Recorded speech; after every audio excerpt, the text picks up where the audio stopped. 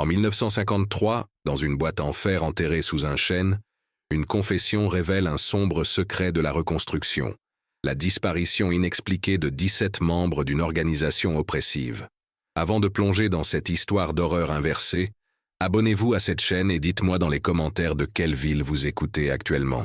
Nous étions en 1868, et le comté de York, dans le sud de l'après-guerre de sécession, était un véritable creuset de tensions et de ressentiments.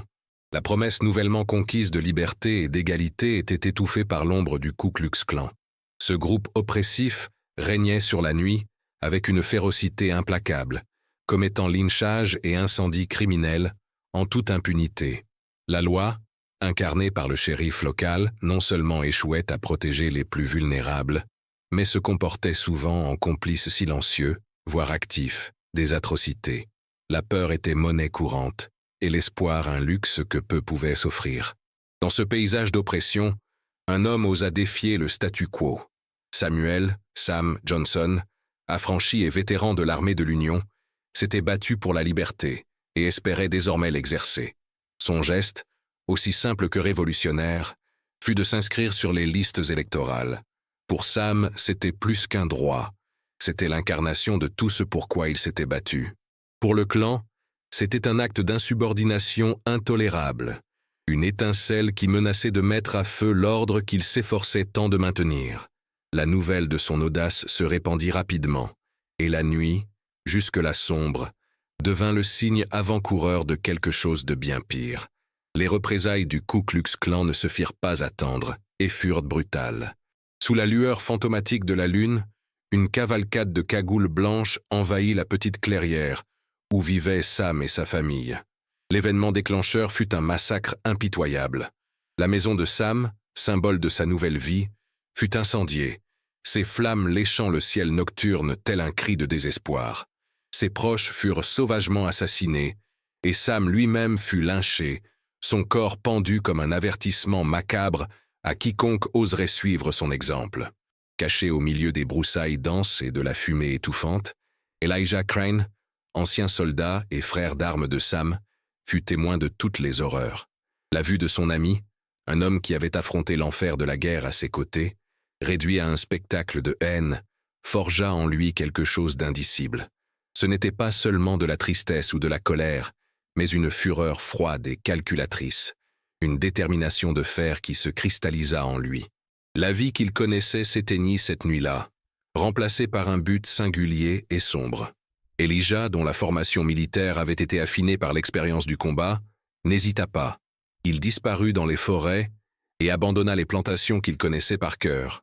Chaque arbre, chaque ruisseau, chaque ombre deviendrait un élément de son nouvel arsenal.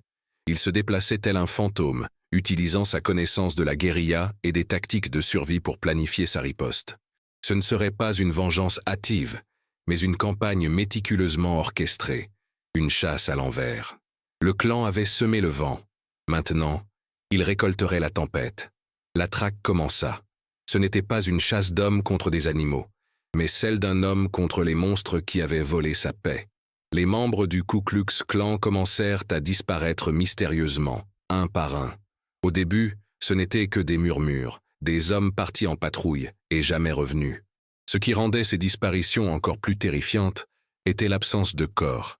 Au lieu de preuves de violence, le héros laissait des indices symboliques, une cape pliée soigneusement déposée à un carrefour isolé, une corde vide pendue à une branche d'arbre là où un homme aurait dû se trouver, ou un revolver déchargé retrouvé à l'endroit où un membre du clan avait été vu pour la dernière fois. La panique s'empara des méchants. Ce qui avait été autrefois une force de terreur incontestable se retrouva désormais terrorisé. Ils ignoraient qui ou quoi les traquait. Était-ce une créature, un esprit, un homme? L'incertitude était un poison lent courant dans les veines de l'organisation. Parmi les opprimés, cependant, une légende commençait à émerger, murmurée en secret, une étincelle d'espoir au milieu des ténèbres. Le cavalier fantôme, ou le vengeur invisible. L'idée que quelqu'un riposte, utilisant les tactiques de disparition du clan contre eux, était un baume pour leurs âmes blessées. Les nuits, qui n'apportaient autrefois que la peur des cagoules blanches, portaient désormais en elles une tension nouvelle, l'attente de la prochaine disparition, l'espoir qu'un autre oppresseur soit emporté par les ombres. Les murmures s'intensifièrent, porteurs d'un mélange de terreur et d'espoir. Le cavalier fantôme n'était plus une anomalie isolée. Il était devenu une force, une présence constante qui hantait l'esprit de ses oppresseurs. À chaque aube révélant une cape abandonnée ou une corde vide, la peur vacillait. Les hommes du clan, autrefois si confiants dans leur impunité, avançaient désormais avec prudence, leurs yeux scrutant les ombres, chaque son nocturne annonçant leur propre fin. Mais la vengeance, telle une rivière endiguée, était vouée à déferler. Le Ku Klux Klan, désespéré et furieux face à la diminution de ses effectifs et à la panique grandissante, décida de lancer une attaque encore plus audacieuse, une démonstration de force pour réaffirmer sa domination. Leur cible était une petite communauté d'affranchis qui commençait à prospérer, symbole de la résistance que le clan voulait écraser. Ils préparèrent une embuscade nocturne, espérant capturer le Ghost Rider ou l'un de ses prétendus alliés, s'ils existaient. La nuit de l'attaque était froide et humide. 7 membres du clan, menés par un contremaître connu pour sa cruauté, marchèrent vers la clairière. Mais au lieu de trouver un village endormi, ils se retrouvèrent plongés dans un silence de mort, plus profond et menaçant que n'importe quel cri. Les torches qu'ils portaient éclairaient à peine les ombres dansantes des arbres. Et puis, la terreur commença. Il n'y eut ni cris, ni coups de feu. Seules les ténèbres les engloutirent un à un. Un homme trébucha et tomba, entraîné par une force invisible dans l'obscurité des bois. Un autre sentit un nœud coulant se resserrer autour de son cou, et, avant même qu'il puisse murmurer, il fut hissé dans les hautes branches d'un chêne. Ses compagnons paniqués tentèrent de fuir, mais les ombres semblèrent reprendre vie. En quelques minutes, les 7 hommes disparurent, ne laissant aucune trace, hormis leurs torches tombées et l'odeur de la sueur et de la peur. Le lendemain matin, la communauté locale trouva les torches encore fumantes et un nouvel ensemble de indices. 7 capes de clan, soigneusement pliées et empilées sur un autel de pierre improvisé, et 7 revolvers déchargés, soigneusement alignés à côté. Le message était clair et terrifiant par sa simplicité. 7 pour 1. La vendetta était passée d'une chasse individuelle à une démonstration de pouvoir organisé. C'est alors que la vérité commença à se cristalliser. Parmi les opprimés, la légende du cavalier fantôme prit une nouvelle dimension. Ce n'était pas un esprit, mais quelque chose de plus concret, de plus redoutable. Les anciens, qui se souvenaient des mouvements silencieux des éclaireurs de l'Union, et les jeunes, qui percevèrent la précision et l'organisation des disparitions, commencèrent à murmurer « Ce n'est pas un fantôme, ce sont les invisibles, les frères de Sam, les vétérans qui n'ont pas oublié. » La révélation, silencieuse et partagée seulement entre ceux en qui ils avaient la confiance, était qu'un groupe organisé de vétérans, des soldats endurcis par la guerre et liés par un serment de sang, agissait en secret. Elijah Crane n'était pas seul. Il avait rassemblé d'autres hommes qui, comme lui, avaient trop vu et trop perdu. Des hommes qui connaissaient l'art de la guerre et l'utilisaient désormais pour leur propre justice. Pour le Ku Klux Klan, la situation était catastrophique. La peur, autrefois un outil qu'ils utilisaient, se retournait désormais contre eux. La disparition des 7 hommes fut la goutte d'eau qui fit déborder le vase. La paranoïa éroda la confiance interne. Des accusations de trahison commencèrent à faire surface. Qui pouvait bien fournir des informations? Qui serait le prochain? Les membres commencèrent à refuser de participer aux chevauchées nocturnes, invoquant la maladie ou des responsabilités familiales. Certains, les plus lâches, quittèrent tout simplement le comté, abandonnant famille et loyauté. La structure du clan commença à se fragmenter, ses rangs à s'amenuiser, son autorité remise en question. Les masques blancs, autrefois symboles de pouvoir, semblaient désormais pâles et fragiles, incapables de dissimuler la terreur qui les habitait.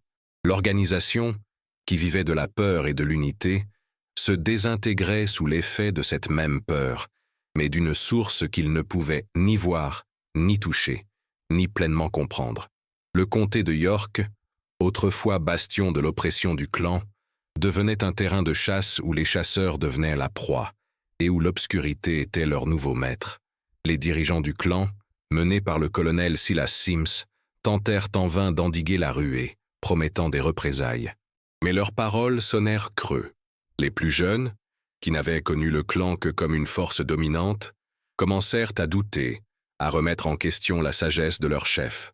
Les réunions secrètes, autrefois marquées par des cris de haine et des projets de violence, étaient désormais peuplées de disputes passionnées et d'accusations mutuelles, reflets du désordre qui s'était emparé de leurs âmes.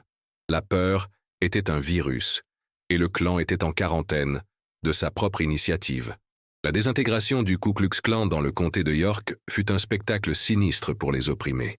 Mais pour le colonel Silas Sims, ce fut un affront personnel aux proportions épiques, une érosion de son pouvoir et de l'héritage bâti sur des décennies de domination.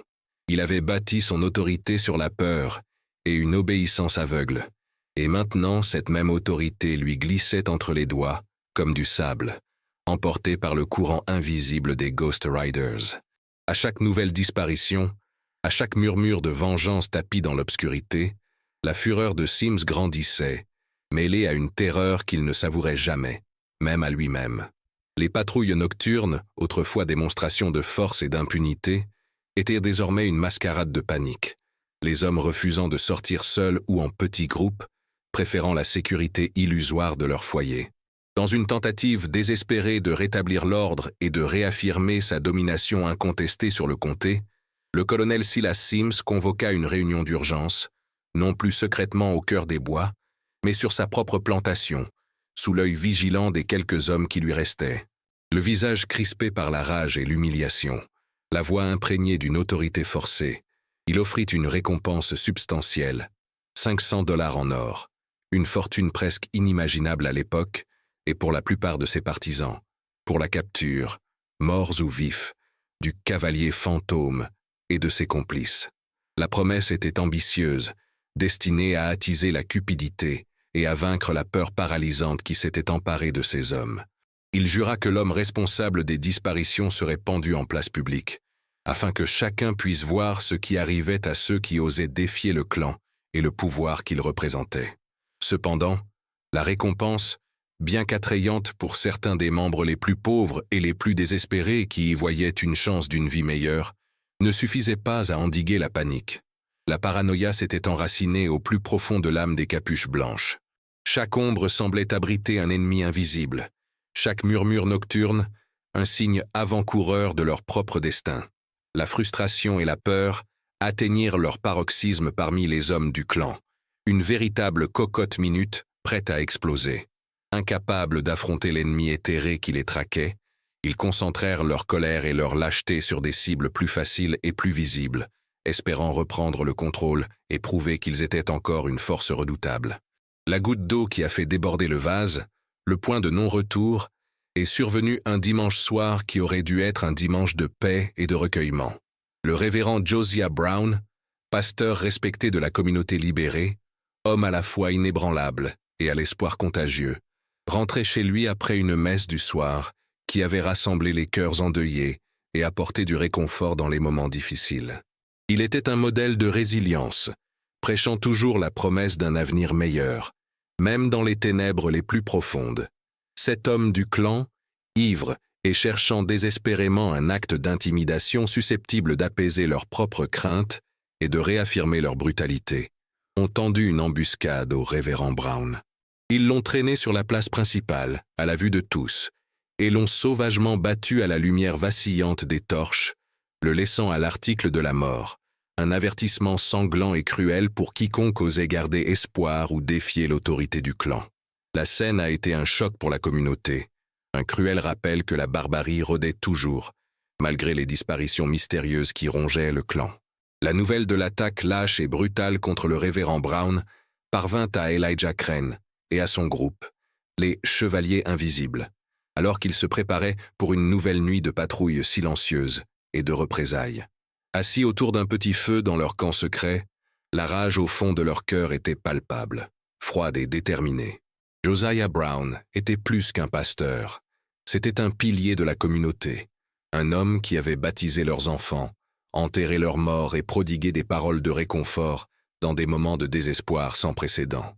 Pour Elijah, c'était plus qu'un acte de violence. C'était une attaque directe contre le dernier bastion de dignité et d'espoir de son peuple. Assez, dit Elijah d'une voix basse mais imprégnée d'une autorité incontestable, fruit d'années de combat et d'une juste cause. Son regard, qui avait vu la brutalité de la guerre et la cruauté impitoyable du clan, brûlait désormais d'une détermination nouvelle et farouche. Nous ne pouvons plus nous contenter de traquer les pions pendant que le roi se terre dans son château, intouchable. Ils n'apprendront la leçon que lorsque la peur qu'ils inspirent sera ressentie par celui qui commande, par celui qui tire les ficelles. Son groupe, composé d'autres vétérans aguerris, unis par la même soif de justice impitoyable, acquiesça silencieusement, comprenant la gravité de la décision. Ils avaient passé des mois à terroriser les membres subalternes, à démanteler les patrouilles et à semer la discorde et la paranoïa au sein du clan. Mais l'attaque contre le révérend Brown démontrait indéniablement que tant que Silas Sims serait aux commandes, la racine du mal resterait intacte, prête à ressurgir. La tactique devait changer radicalement. La traque des pions avait atteint son objectif, brisant l'épine dorsale du clan et révélant la lâcheté des cagoules blanches. Il était temps de frapper au cœur de la bête, d'aller droit à la source. Le plan avait été élaboré avec la même précision militaire et la même intelligence stratégique qui caractérisait toutes leurs opérations. Ils n'attendraient plus dans l'ombre pour entraîner un homme de main dans les ténèbres de la forêt. Ils iraient directement au bastion du méchant, à l'homme orchestrant la violence depuis son siège de pouvoir, l'imposante plantation du colonel Silas Sims. La vengeance, qui avait commencé par une vague de terreur inversée et une traque silencieuse, se transforma alors en une opération chirurgicale et audacieuse visant à décapiter le serpent. La décision fut unanime, et la tension dans l'air était presque électrique, préfigurant l'affrontement final imminent, un règlement de compte qui déterminerait le sort du comté de York et de tous ses habitants. La décision d'attaquer le roi résonna dans tout le camp. Elijah Crain et ses chevaliers invisibles savaient que ce serait leur opération la plus risquée.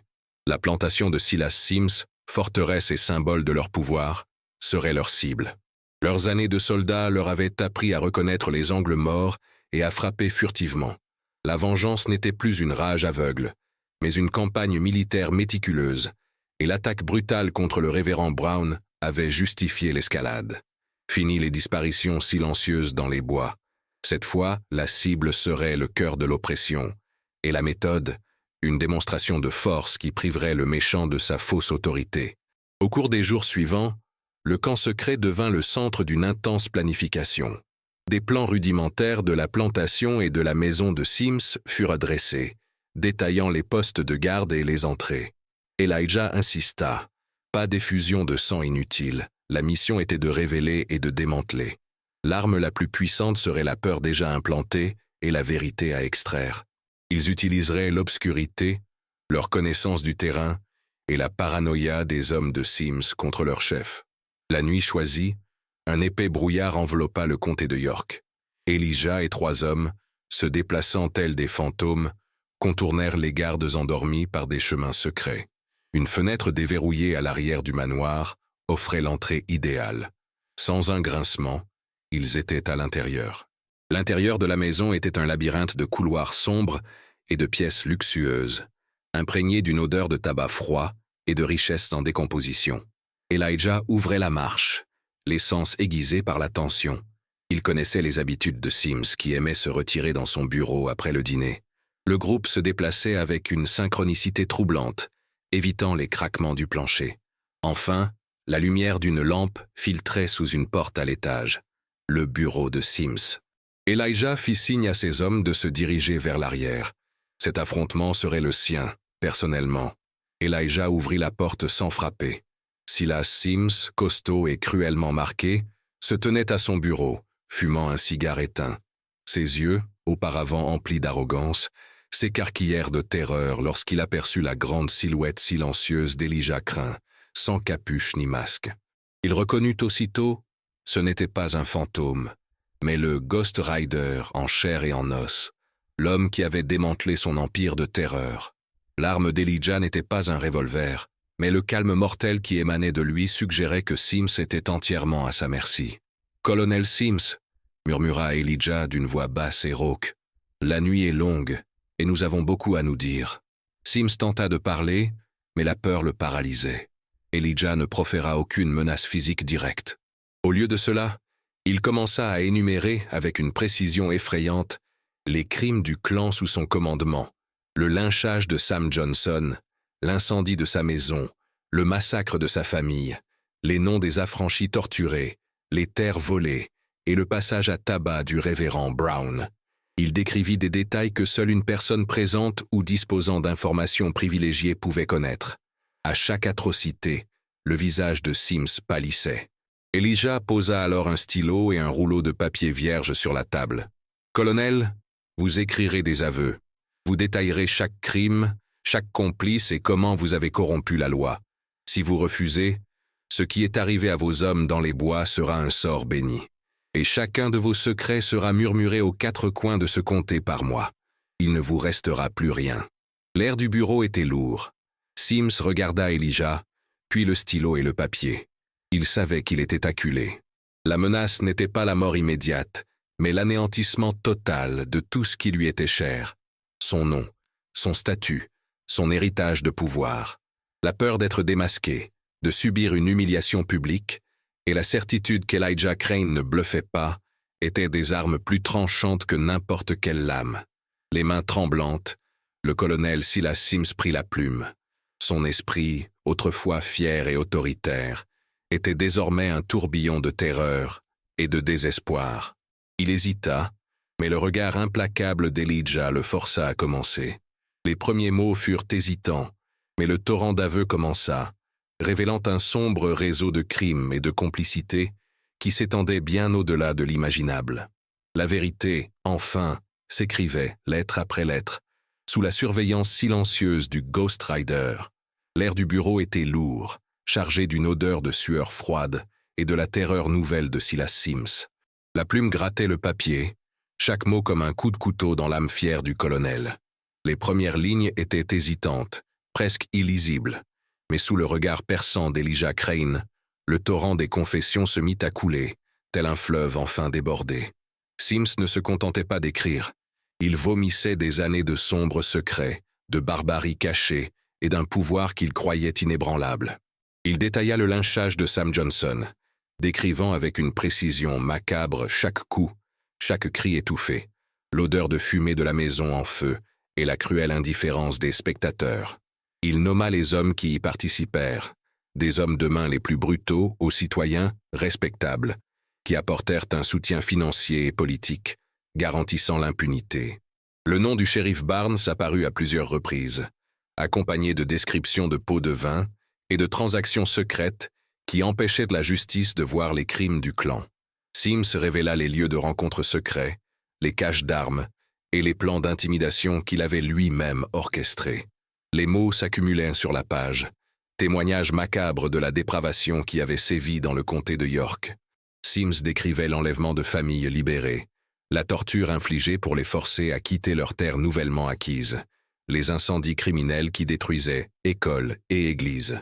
Il décrivit la terreur systématique, la stratégie calculée pour maintenir les affranchis en servitude et les blancs pauvres dans la peur et une loyauté aveugle envers le clan. À chaque nom de complice, à chaque description de crime, le masque de Sims tombait un peu plus, révélant un homme pathétique, dépouillé de son arrogance, réduit à l'état d'instrument entre les mains de son bourreau silencieux. Elijah Crane se tenait immobile, telle une ombre vigilante, les yeux fixés sur Sims. Aucune satisfaction ne se lisait sur son visage, seulement une détermination froide. Il n'interrompait pas, ne posait pas de questions. Sa présence suffisait à garantir que chaque détail soit consigné. De temps à autre, un de ces hommes, attendant dans l'ombre du couloir, entrait silencieusement pour recharger la lampe ou remplacer le papier lorsqu'une feuille était pleine.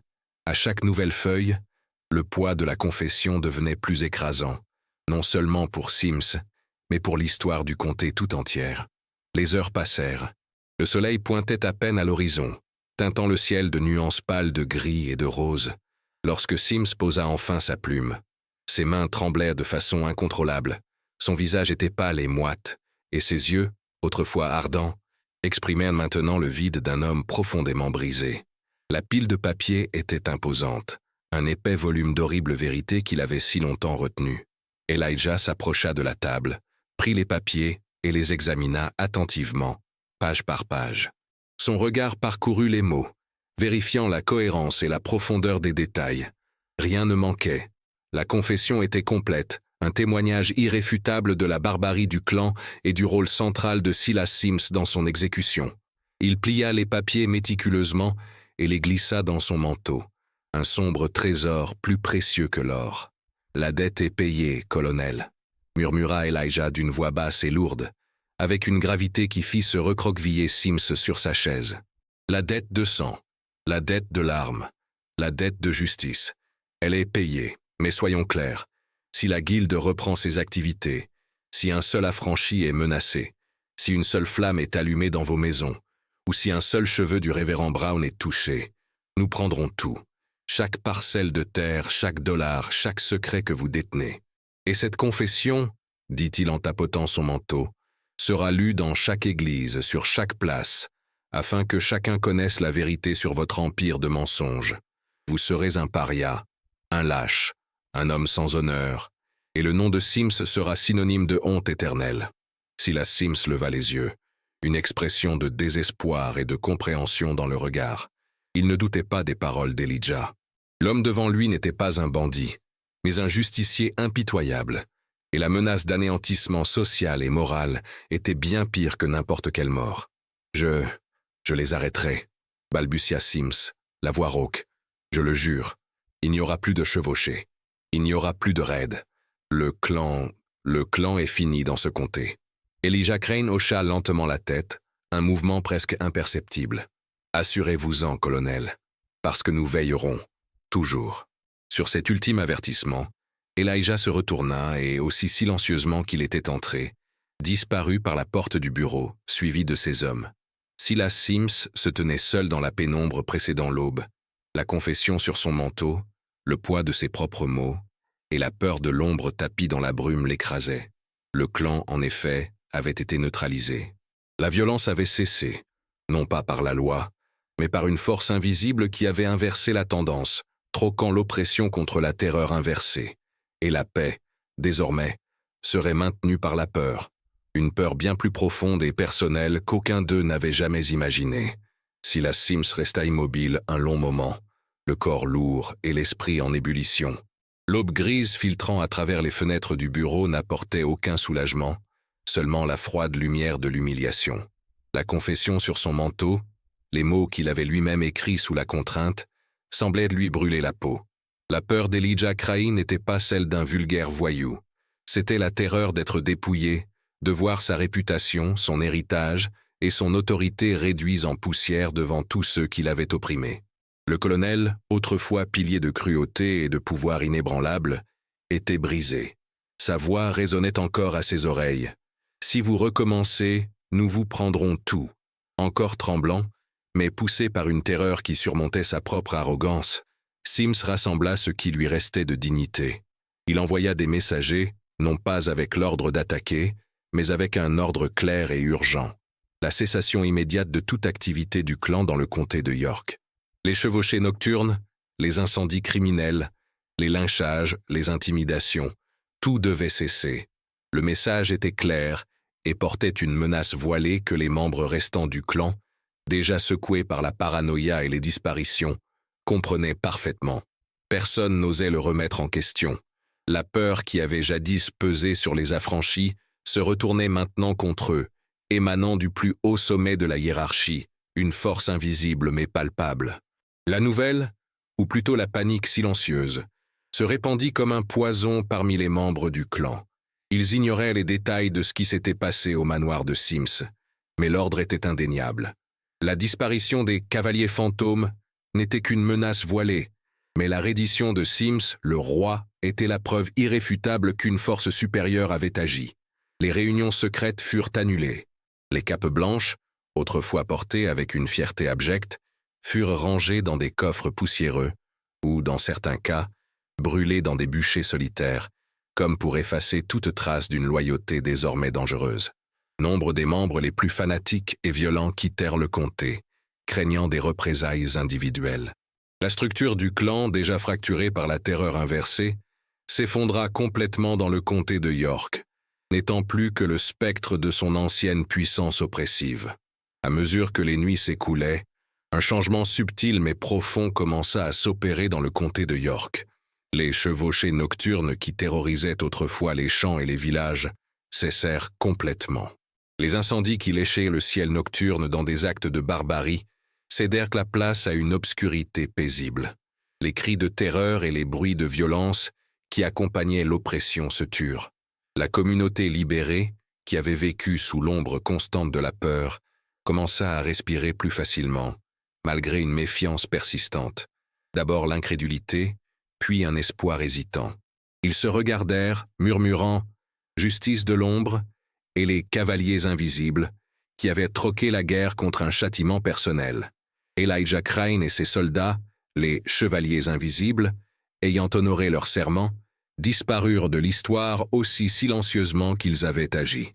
Ils ne recherchaient ni reconnaissance, ni gloire, ni pouvoir. Leur mission était la justice. Une justice brutale mais nécessaire dans un monde où la loi avait lamentablement échoué à protéger les innocents.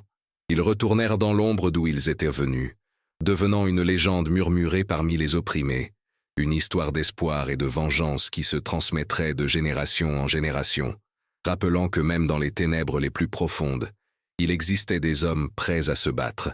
La paix était enfin revenue dans le comté de York. Mais ce n'était pas une paix établie par la force de la loi, l'autorité du shérif ou la justice des tribunaux. C'était une paix entretenue par la peur, une peur latente et persistante de l'ombre tapie dans la brume, de la promesse de châtiment qui pesait sur quiconque osait rétablir l'ancien ordre d'oppression.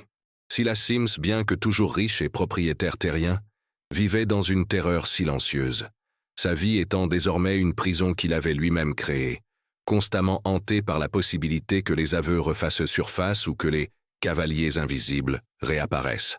L'histoire du comté de York, avec ses secrets enfouis et son système judiciaire singulier, nous confronte à une vérité dérangeante sur la nature humaine et la fragilité du système.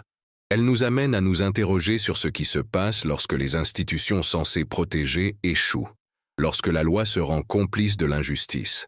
Elle nous interroge sur les limites de la moralité et les choix désespérés qui s'imposent lorsque toutes les autres voies sont bloquées. Le silence qui s'est abattu sur le comté n'était pas celui de la réconciliation, mais celui de la peur, sombre témoignage du fait que l'ordre est parfois imposé par des moyens qui défient la définition même de la justice. Le silence qui s'est abattu sur le comté n'était pas celui de la réconciliation, mais celui de la peur, un sombre témoignage du fait que parfois l'ordre est imposé par des moyens qui défient la définition même de la justice. Pour Silas Sims, la vie sur la plantation, autrefois bastion de pouvoir et d'opulence, était devenue une prison dorée. La terreur silencieuse qu'Elijah Crane lui avait inculquée le rongeait de l'intérieur. Chaque craquement du bois, chaque ombre qui s'allongeait dans le crépuscule, lui rappelait avec force la silhouette spectrale qu'il avait dépouillée de son autorité. La confession cachée dans un lieu qu'il croyait sûr pesait sans cesse, une épée de Damoclès suspendue au-dessus de son existence. Il était toujours le riche propriétaire terrien, l'ancien colonel, mais son arrogance avait cédé la place à une paranoïa constante. Ces hommes, autrefois loyaux et redoutables, le considéraient désormais avec un mélange de peur et de méfiance. Il avait été brisé, et il le savait. La façade de pouvoir qu'il maintenait était fragile, et sous elle, il vivait sous le joug invisible du Ghost Rider. Parmi les membres restants du clan, la panique s'était transformée en une amère résignation et une terreur profonde. L'ordre de Sims de cesser toute activité fut obéi sans réserve, non par loyauté, mais par crainte d'un ennemi invisible, mais dont la présence se faisait sentir dans chaque ombre. Les capes blanches, autrefois symboles de pouvoir et d'impunité, n'étaient plus que des reliques honteuses, cachées ou détruites. La bravade qui les poussait autrefois à la barbarie avait disparu, remplacée par un silence prudent. Nombre des complices nommés dans les aveux de Sims, craignant que leurs propres secrets ne soient révélés, quittèrent le comté, répandant l'histoire d'une force mystérieuse qui avait démantelé le clan. Ceux qui restèrent vivaient dans une vigilance constante, chacun se demandant si le prochain murmure dans la nuit ne serait pas celui du Ghost Rider qui s'en prendrait à eux. Pour la communauté libérée, La cessation des violences était un soulagement quasi miraculeux. Le silence des nuits, autrefois empli de cris et de bruits de sabots de chevaux, était désormais d'une paix troublante. Au début, la méfiance régnait. Était-ce une trêve temporaire, un piège? Mais à mesure que les semaines et les mois se transformaient en une année de paix ininterrompue, un espoir prudent commença à germer. Écoles et églises, autrefois cibles d'incendies criminels, pouvaient désormais fonctionner avec une sécurité jusque-là impensable. Les familles pouvaient cultiver leurs terres, construire leur vie, sans la crainte constante des raids nocturnes. La loi était toujours imparfaite, le shérif toujours corrompu, mais la force qui avait tenu le clan à distance était plus puissante que toute autorité officielle.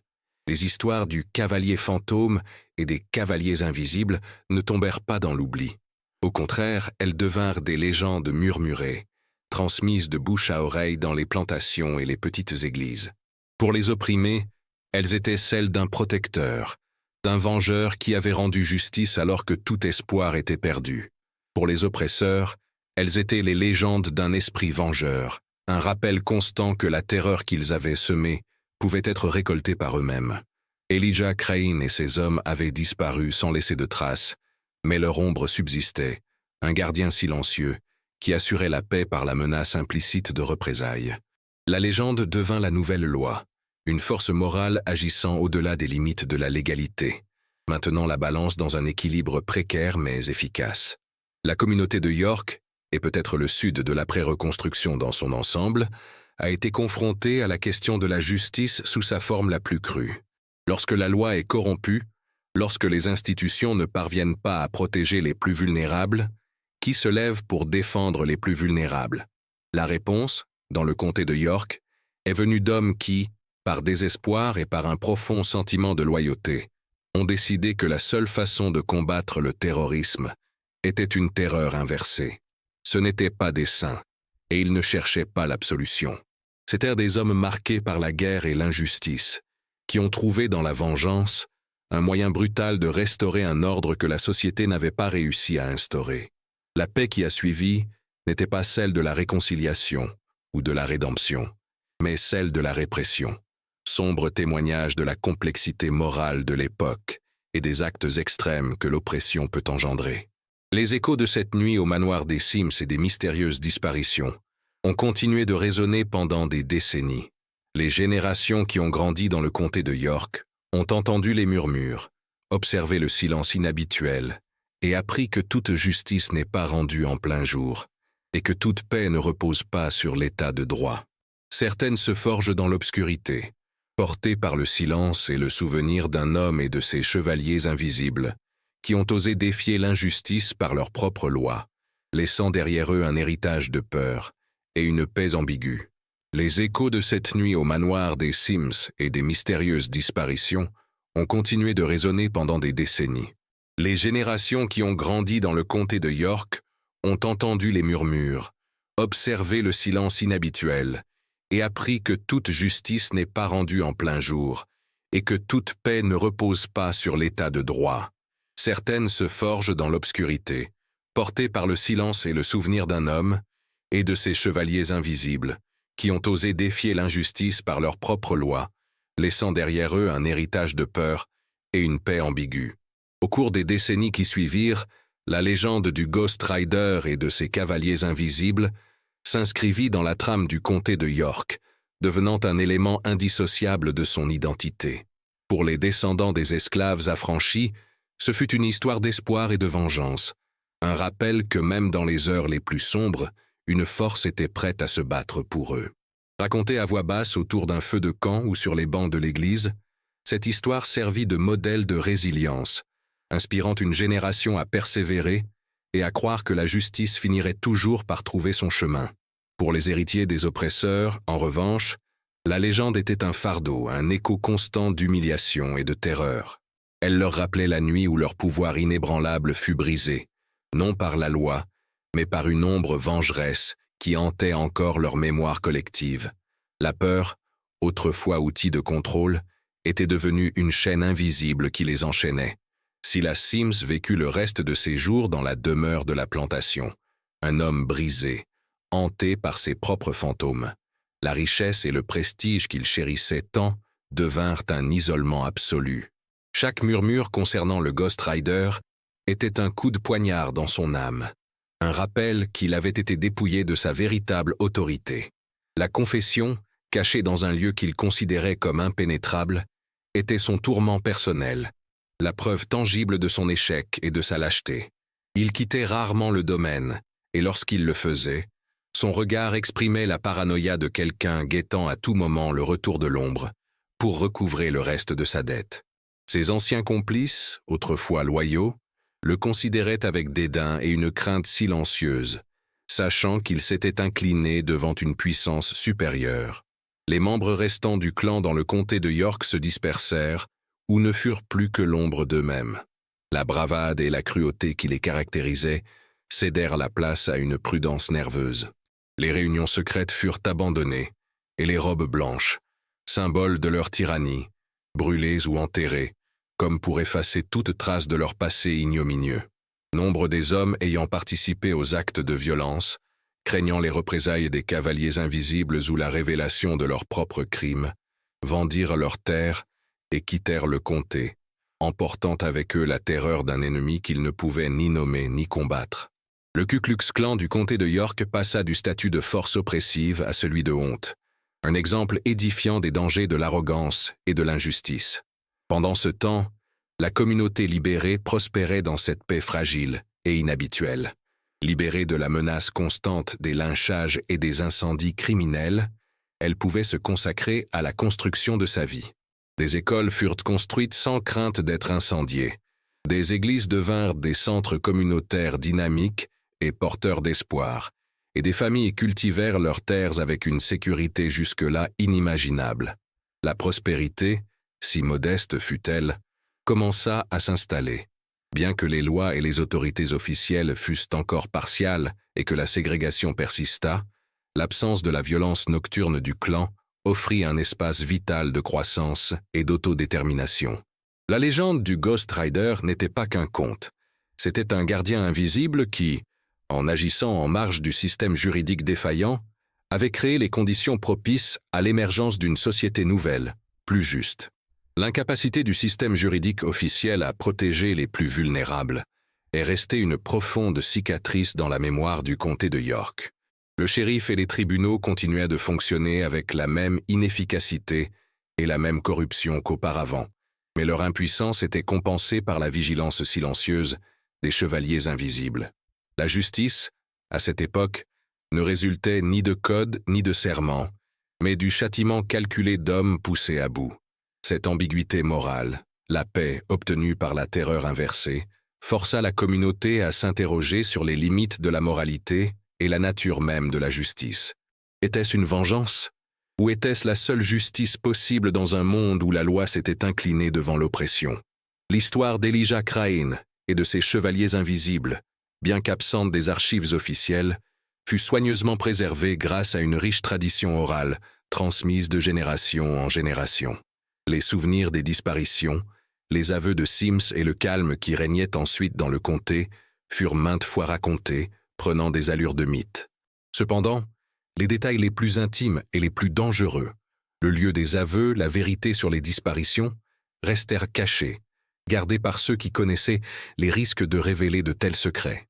C'est cet héritage de souvenirs et de murmures qui, des décennies plus tard, en 1953, allait mener à la découverte d'une boîte en fer enfouie sous un chêne centenaire, révélant enfin la vérité sur le sombre secret de la reconstruction. Cette histoire, autrefois une légende, allait devenir un document, témoignage indéniable d'une justice singulière et brutalement efficace. En 1953, le comté de York, bien que plus moderne et marqué par les cicatrices de la reconstruction, depuis longtemps obscurci par la poussière du progrès, gardait encore ses secrets. De vieux chênes, témoins silencieux de générations passées, continuaient d'étendre leurs racines tortueuses, certaines dissimulant bien plus que de la terre et des souvenirs. C'est sous l'un de ces colosses, sur une propriété rurale en préparation pour une nouvelle plantation de tabac, que la paix apparente du comté allait être troublée. Un jeune agriculteur, Tommy Miller, manœuvrait un bulldozer pour enlever les vieilles souches et préparer le sol. Le travail était ardu et monotone, jusqu'à ce que la lame de sa machine heurte un objet métallique et dur, ni roche, ni racine. Piqué par la curiosité, Tommy descendit de la machine. La terre humide et sombre révéla le bord d'une boîte en fer, lourde et corrodée par le temps. Le métal était rouillé et incrusté de terre, mais sa forme rectangulaire était reconnaissable. Son enfouissement avait quelque chose de délibéré, quelque chose qui suggérait un trésor ou, plus probablement, un secret. À l'aide d'une charrue et d'une grande force, lui et l'un de ses ouvriers, un homme âgé nommé Samuel, qui avait vécu toute sa vie dans le comté, parvinrent à déterrer la boîte. Samuel, avec son regard sage et chargé d'histoire, la considérait avec un mélange d'appréhension et de familiarité. « Ça sent le vieux, Tommy », murmura-t-il d'une voix rauque. « Quelque chose qu'il ne faut pas déterrer. » Le coffret était scellé avec des cadenas rouillés, désintégrés d'un seul coup de pioche. À la surprise de Tommy, il ne contenait ni or ni bijoux, mais une collection d'objets étranges et un volume relié en cuir, devenu cassant avec le temps. L'air qui s'échappait du coffret sentait le moisi, conséquence de décennies d'inattention. Il y avait un morceau de tissu sombre, presque noir, qui semblait avoir fait partie d'une cape, pliée et délavée. À côté se trouvait une épaisse corde de chanvre usée et un revolver Colt Army rouillé, non chargé, dont la crosse en bois était presque usée. Et puis, le journal. Samuel, les mains tremblantes, prit le volume. La couverture de cuir délavé retenait à peine les pages jaunies. « Un journal », murmura-t-il en caressant du doigt l'écriture dense et élégante qui semblait écrite avec une urgence fiévreuse. Il reconnaissait le style d'écriture de la reconstruction. Tandis que Tommy examinait les autres objets, essayant de reconstituer le lien, Samuel commença à feuilleter les pages, son regard effleurant les lignes. Les premiers mots furent un choc. « Ma confession ». Ces premiers mots, écrits avec un stylo-plume qui semblait avoir déchiré le papier, commençaient à révéler un sombre secret de la reconstruction. La disparition inexpliquée de 17 membres d'une organisation oppressive. Samuel, qui avait grandi en entendant murmurer les légendes du cavalier fantôme et des cavaliers invisibles qui avaient mystérieusement ramené la paix dans le comté, sentit un frisson lui parcourir le dos. Il avait cru qu'il ne s'agissait que de contes de fées destinés à effrayer les enfants ou à redonner espoir aux opprimés. Mais là, entre ses mains, se trouvait une preuve tangible. Le journal appartenait à Silas Sims, célèbre ancien colonel et chef local du Ku Klux Klan. Les pages détaillaient, d'une écriture tantôt ferme, tantôt tremblante de peur, les crimes commis par le clan, les noms de leurs complices, les actes de violence et, plus choquant encore, la terreur inversée qui leur avait été infligée. Sims y décrivait la disparition de ces hommes, leur paranoïa grandissante, le Ghost Rider qui semblait être partout et nulle part, et enfin, la nuit où il fut lui-même confronté à Elijah Crane. Ses aveux n'étaient pas un repentir, mais un témoignage forcé, témoignage d'humiliation et de peur, détaillant comment Crane et ses hommes avaient démantelé le clan dans le comté de York sans effusion de sang, mais avec une ruse dévastatrice et une menace psychologique. Tommy, voyant l'expression pâle de Samuel et entendant des bribes de mots, comprit qu'il ne s'agissait pas d'une simple relique historique. C'était la clé d'un pan de l'histoire du comté, délibérément effacée ou déformée. La cape, la corde, le revolver. Tels étaient les indices symboliques que le Ghost Rider avait laissés derrière lui, non pas sous forme de corps, mais comme des signes de son châtiment. Ce n'étaient pas de simples objets, c'étaient les vestiges d'une légende devenue une réalité effrayante et indéniable. La nouvelle de la découverte se répandit comme une traînée de poudre. La boîte et son contenu ne tardèrent pas à atteindre les autorités locales. Le shérif, qui avait lui aussi grandi en entendant ces rumeurs, mais les avait rejetées comme des légendes, se retrouva face à une vérité dérangeante. Les aveux de Silas Sims, qui nommait des familles importantes du comté et détaillait les actes de terrorisme, étaient une bombe à retardement. Le silence qui s'était installé sur le comté de York pendant des décennies n'était pas la paix de la réconciliation, mais la peur, une peur qui menaçait désormais de refaire surface avec la révélation de ces secrets enfouis. L'histoire, autrefois une légende, allait devenir un document, témoignage indéniable d'une justice singulière et brutalement efficace. La nouvelle des aveux de Silas Sims et de la découverte d'objets fit un véritable bruit de tonnerre dans le comté de York, qui s'était longtemps enorgueilli d'une paix fondée sur le silence et le déni. Le shérif local, un homme d'âge mûr nommé John Caldwell, sentait le poids de l'histoire peser sur ses épaules. Il avait hérité d'une position et d'un héritage de complicité tacite, et maintenant le passé frappait à sa porte avec une fureur documentée. Les aveux de Sims n'étaient pas qu'un journal intime. C'était une cartographie détaillée des crimes, des lynchages, des incendies criminels et des complots, avec des noms et des dates qui touchèrent certaines des familles les plus influentes du comté. Des avocats furent immédiatement appelés. Le caractère explosif du document exigeait une discrétion que Caldwell savait impossible à maintenir longtemps. Les noms mentionnés dans le journal, dont beaucoup étaient des ancêtres de personnalités influentes du comté de York en 1953, commencèrent à susciter panique et indignation. On tenta, à mots couverts, de discréditer le journal, de le qualifier de canular, ou de divagation d'un homme fou et aigri. Mais l'authenticité des objets retrouvés, l'écriture qui correspondait à celle d'autres documents de l'époque de Sims, et la richesse des détails que seul un participant ou une victime directe pouvait connaître, rendirent ces tentatives vaines. La vérité, aussi gênante fût-elle, était désormais révélée au grand jour. Pour les descendants des membres du clan cité dans la confession, cette découverte fut une humiliation publique et une terreur renouvelée. Ils avaient vécu dans l'ombre de la peur, mais le secret était enfoui. À présent, il avait été exhumé, et avec lui, la honte de leurs ancêtres. Certains tentèrent d'effacer le passé, brûlant de vieilles lettres ou tentant de réécrire l'histoire familiale. D'autres, rongés par la paranoïa, craignirent que le Ghost Rider ne revienne recouvrer d'anciennes dettes. La peur ressentie par Sims, celle qui les avait maintenus en paix pendant des décennies, refit surface de manière palpable, mais cette fois, il s'agissait de la peur d'être démasqué et d'être condamné moralement. Pendant ce temps, la communauté afro-américaine, qui avait écouté pendant des générations les légendes murmurées du Ghost Rider et des cavaliers invisibles, ressentait une vague de justification. Les histoires d'un protecteur agissant dans l'ombre, d'une justice qui ne venait pas des tribunaux mais d'un châtiment silencieux, étaient validées. Ce n'étaient pas de simples contes de fées, c'étaient les souvenirs d'une résistance héroïque. La douleur du passé, celle des lynchages et de l'oppression, était ravivée, mais aussi le sentiment que, enfin, le monde extérieur pouvait comprendre la complexité de leur histoire, la résilience de leurs ancêtres et le besoin désespéré de justice que le système officiel leur avait refusé. Le journal de Sims était la preuve irréfutable que la paix dans le comté de York n'avait pas été gagnée par la bonne volonté, mais par la force d'hommes comme Elijah Crane. Cette découverte a contraint le comté de York à affronter son propre récit. L'histoire officielle, souvent édulcorée pour éviter les aspects les plus sombres de la reconstruction, s'est effondrée sous le poids de la confession. Le silence des décennies passées, autrefois perçu comme un signe de progrès et de réconciliation, était désormais réévalué comme la conséquence directe de la terreur inversée, une tactique brutalement efficace qui avait réduit au silence les oppresseurs.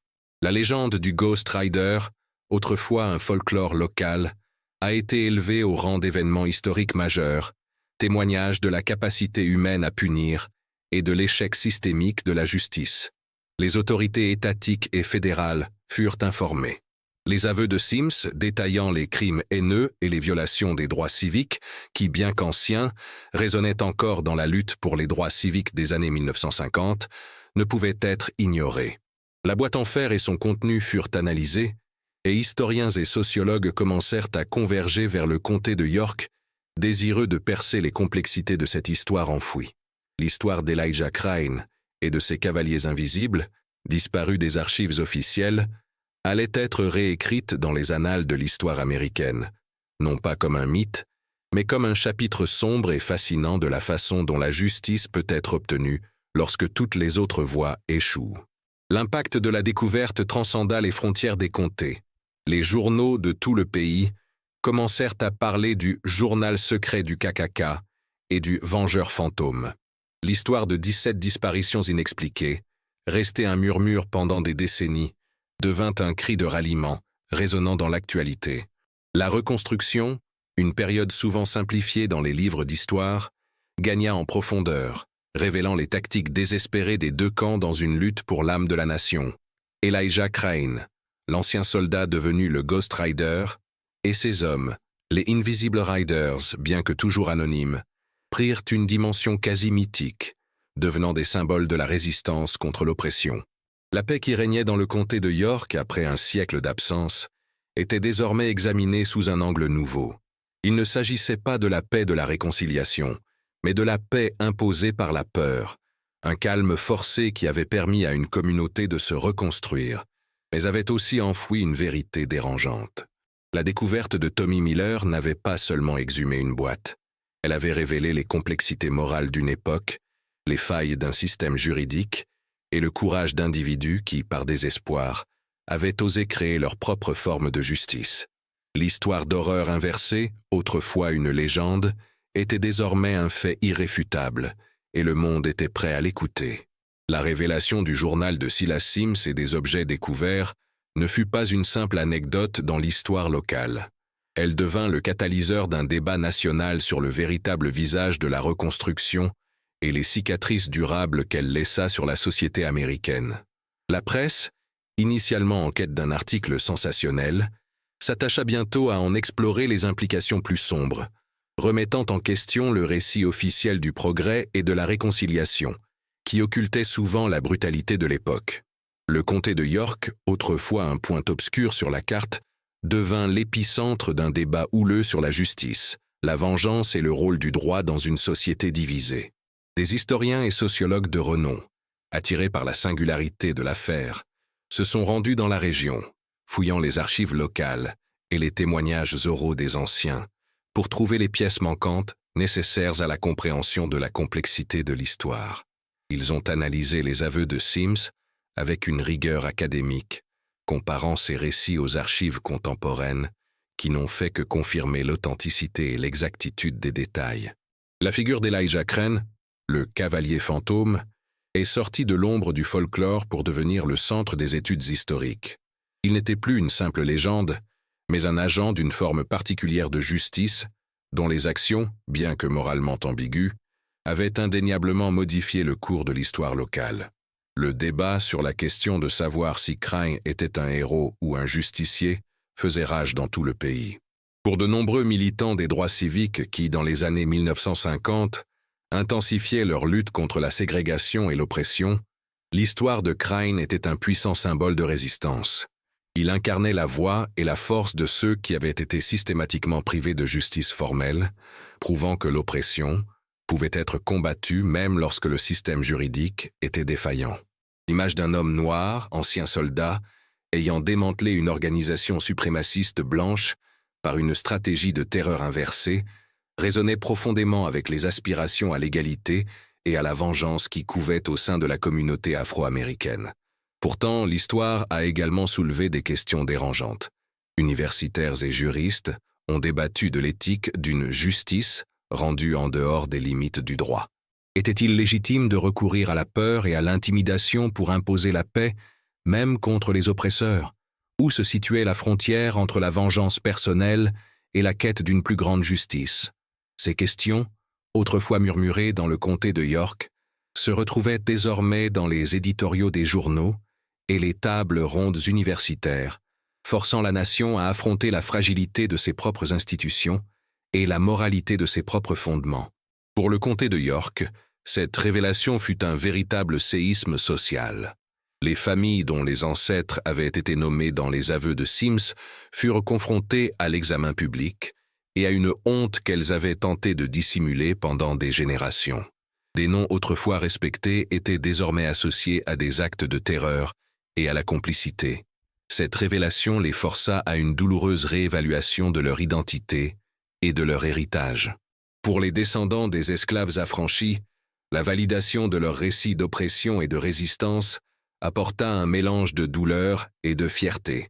La légende qu'ils avaient tenue secrète était désormais reconnue, et avec elle, l'histoire de leurs ancêtres gagna une place bien méritée dans les annales de l'histoire. Face à l'ampleur des révélations et à la pression publique, les autorités fédérales ont ouvert des enquêtes sur les crimes décrits dans les aveux. Bien que nombre des auteurs initiaux soient décédés, ces aveux ont permis de comprendre les réseaux de complicité et les structures de pouvoir qui ont persisté, sous des formes plus subtiles, jusqu'aux années 1950. L'affaire du comté de York est devenue un cas d'école sur l'impunité historique et sur la façon dont la vérité, aussi enfouie soit-elle, finit par refaire surface, exigeant des comptes. La paix dans le comté de York, autrefois considérée comme un bienfait naturel, était désormais perçue comme un équilibre fragile, forgé par la peur et la ruse d'un homme. La découverte de Tommy Miller, plus que la simple découverte d'une boîte, a mis au jour un tissu complexe de morale, de justice et de vengeance qui allait continuer à être démêlé et réévalué pendant des années, réécrivant non seulement l'histoire locale, mais contribuant également à une meilleure compréhension de la lutte pour les droits civiques aux États-Unis. La révélation du journal de Silas Sims et des objets découverts ne fut pas une simple anecdote dans l'histoire locale. Elle devint le catalyseur d'un débat national sur le véritable visage de la reconstruction et les cicatrices durables qu'elle laissa sur la société américaine. La presse, initialement en quête d'un article sensationnel, s'attacha bientôt à en explorer les implications plus sombres, remettant en question le récit officiel du progrès et de la réconciliation, qui occultait souvent la brutalité de l'époque. Le comté de York, autrefois un point obscur sur la carte, devint l'épicentre d'un débat houleux sur la justice, la vengeance et le rôle du droit dans une société divisée. Des historiens et sociologues de renom, attirés par la singularité de l'affaire, se sont rendus dans la région, fouillant les archives locales et les témoignages oraux des anciens pour trouver les pièces manquantes nécessaires à la compréhension de la complexité de l'histoire. Ils ont analysé les aveux de Sims avec une rigueur académique, comparant ces récits aux archives contemporaines qui n'ont fait que confirmer l'authenticité et l'exactitude des détails. La figure d'Elijah Crane, le cavalier fantôme, est sortie de l'ombre du folklore pour devenir le centre des études historiques. Il n'était plus une simple légende, mais un agent d'une forme particulière de justice, dont les actions, bien que moralement ambiguës, avaient indéniablement modifié le cours de l'histoire locale. Le débat sur la question de savoir si Crane était un héros ou un justicier faisait rage dans tout le pays. Pour de nombreux militants des droits civiques qui, dans les années 1950, intensifiaient leur lutte contre la ségrégation et l'oppression, l'histoire de Crane était un puissant symbole de résistance. Il incarnait la voix et la force de ceux qui avaient été systématiquement privés de justice formelle, prouvant que l'oppression pouvait être combattue, même lorsque le système juridique était défaillant. L'image d'un homme noir, ancien soldat, ayant démantelé une organisation suprémaciste blanche par une stratégie de terreur inversée, résonnait profondément avec les aspirations à l'égalité et à la vengeance qui couvaient au sein de la communauté afro-américaine. Pourtant, l'histoire a également soulevé des questions dérangeantes. Universitaires et juristes ont débattu de l'éthique d'une justice rendue en dehors des limites du droit. Était-il légitime de recourir à la peur et à l'intimidation pour imposer la paix, même contre les oppresseurs? Où se situait la frontière entre la vengeance personnelle et la quête d'une plus grande justice? Ces questions, autrefois murmurées dans le comté de York, se retrouvaient désormais dans les éditoriaux des journaux et les tables rondes universitaires, forçant la nation à affronter la fragilité de ses propres institutions et la moralité de ses propres fondements. Pour le comté de York, cette révélation fut un véritable séisme social. Les familles dont les ancêtres avaient été nommés dans les aveux de Sims furent confrontées à l'examen public et à une honte qu'elles avaient tenté de dissimuler pendant des générations. Des noms autrefois respectés étaient désormais associés à des actes de terreur et à la complicité. Cette révélation les força à une douloureuse réévaluation de leur identité et de leur héritage. Pour les descendants des esclaves affranchis, la validation de leur récit d'oppression et de résistance apporta un mélange de douleur et de fierté. La légende qu'ils avaient tenue secrète était désormais reconnue, et avec elle, l'histoire de leurs ancêtres gagna une place bien méritée dans les annales de l'histoire. Face à l'ampleur des révélations et à la pression publique, les autorités fédérales ont ouvert des enquêtes sur les crimes décrits dans les aveux. Bien que nombre des auteurs initiaux soient décédés, Ces aveux ont permis de comprendre les réseaux de complicité et les structures de pouvoir qui ont persisté sous des formes plus subtiles jusqu'aux années 1950. L'affaire du comté de York est devenue un cas d'école sur l'impunité historique et sur la façon dont la vérité, aussi enfouie soit-elle, finit par refaire surface, exigeant des comptes. La paix dans le comté de York, autrefois considérée comme un bienfait naturel, était désormais perçue comme un équilibre fragile, forgé par la peur et la ruse d'un homme. La découverte de Tommy Miller, plus que la simple découverte d'une boîte, a mis au jour un tissu complexe de morale, de justice et de vengeance qui allait continuer à être démêlé et réévalué pendant des années, réécrivant non seulement l'histoire locale, mais contribuant également à une meilleure compréhension de la lutte pour les droits civiques aux États-Unis. La vague de discussions et de débats alimentée par les aveux de Sims ne se limita pas aux milieux universitaires ou militants. Elle trouva un écho dans la culture populaire, l'histoire du Ghost Rider, étant adaptée en articles de magazines, émissions de radio et même en scénarios inspirants explorant les thèmes de la vengeance et de la justice extrajudiciaire. La figure d'Elijah Crain, autrefois sujet de rumeurs locales, prit la forme d'un anti-héros national, un homme devenu, par désespoir, l'incarnation même du châtiment. Ce récit devint le miroir de la société américaine, reflétant ses propres tensions raciales et sa quête éternelle d'équité.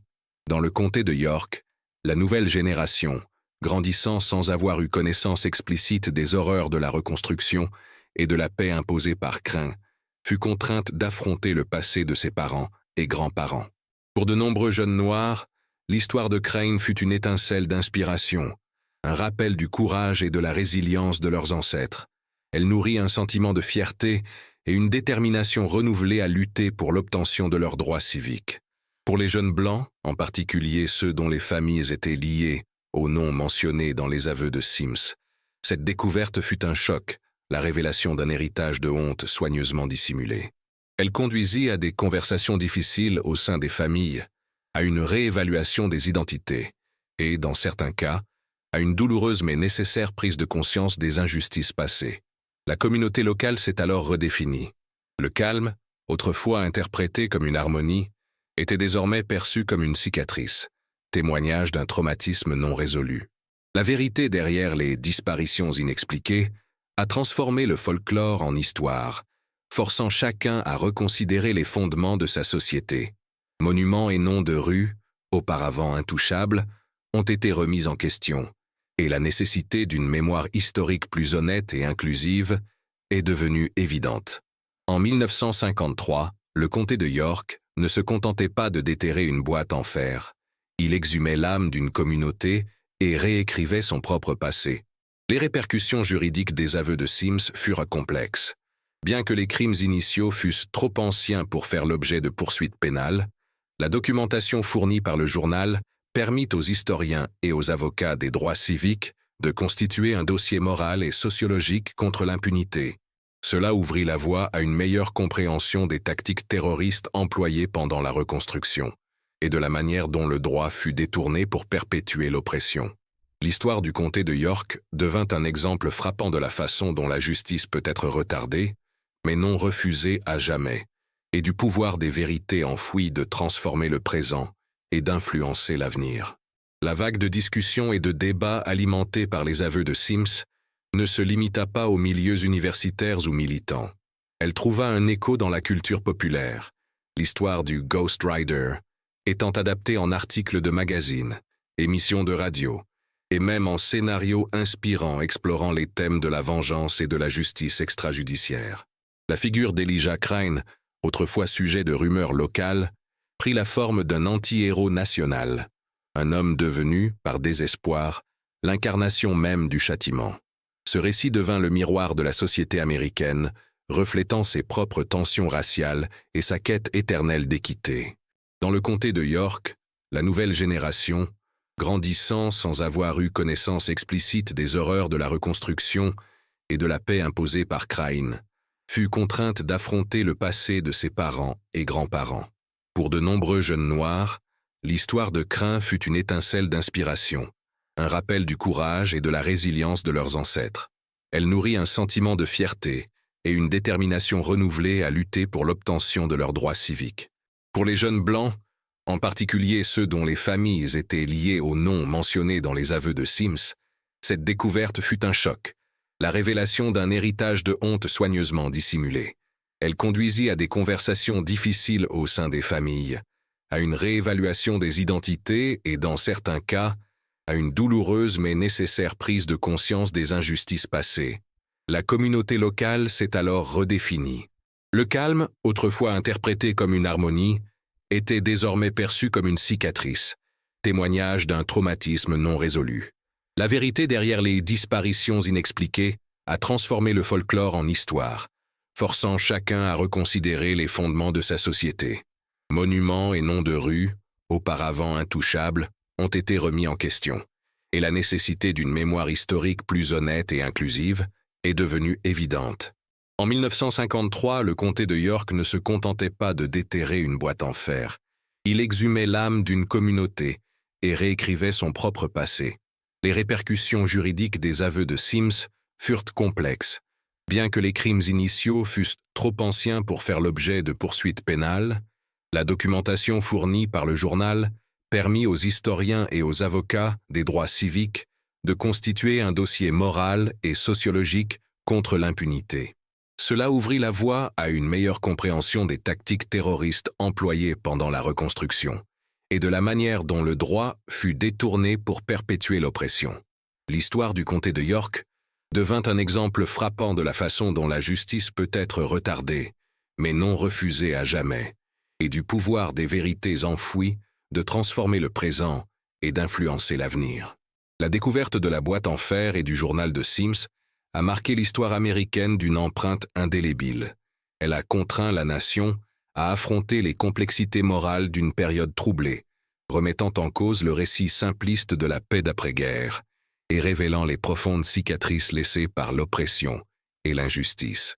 La légende du Ghost Rider et des Invisible Riders, autrefois un murmure d'espoir et de peur, est sortie de l'ombre pour devenir un témoignage tangible de la résilience humaine et de la quête incessante d'équité, même lorsque les voies conventionnelles étaient bloquées. L'héritage d'Elijah Crane, un homme qui refusa de laisser l'injustice s'imposer, allait continuer d'inspirer et de susciter le débat pendant des générations. La paix dans le comté de York, bien qu'établie par des moyens controversés, a démontré la force d'une communauté à se soulever contre la tyrannie, laissant planer une question persistante. Quel est le véritable prix de la justice et qui a le droit de le définir? Ce récit, basé sur des documents réels et des événements plausibles, pose la question. Que se passe-t-il lorsque la justice échoue? Était-ce une vengeance ou la seule justice possible? Donnez votre avis ci-dessous. Abonnez-vous pour découvrir d'autres anecdotes enfouies de notre histoire.